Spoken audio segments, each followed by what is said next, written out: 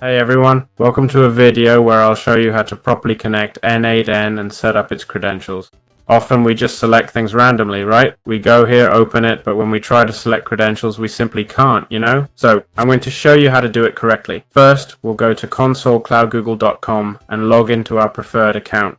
We'll open this menu, click New Project, name it, and skip the organization part. Now we wait for the project to create, then we'll enable the APIs we need. Let's go to APIs and Services, and then Enabled APIs and Services, okay? From here we can search the library section for any APIs we want to use. Let's scroll down in Google Workspace, click See All.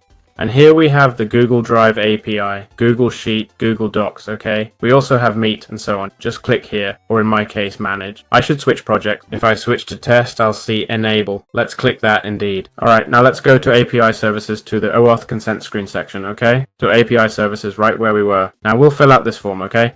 Once again, I need to change project. Click Start here, wait, and they'll ask for app info. Let's put Test, okay? This part doesn't matter. For email, I'll use my contact email.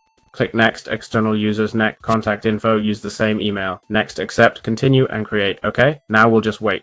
Alright, now we'll click on Create OAuth Client, okay? Application type, Web App, even if it's local, got it? If you're doing it locally, choose Web App, name it Test, and authorize a URL. Which URL are we authorizing? Click here, hit these three buttons, Open, go to Credentials, create new credential, and use this link for authentication. Now it's showing the client ID. We'll copy and paste it here, okay? Then we'll click Accept. Where do we find the missing client secret? Just by entering, okay? We'll open this new OAuth verification we created, copy the client secret, and paste it, alright? Okay, but we can't connect to Google yet. It'd say it's blocked, which is a common error. Alright, now we'll click Save and go to Data Access. Next, we'll add or remove permissions and start selecting all the data we can. We'll set it to 100 rows, select all, hit Update, and they'll appear on the left.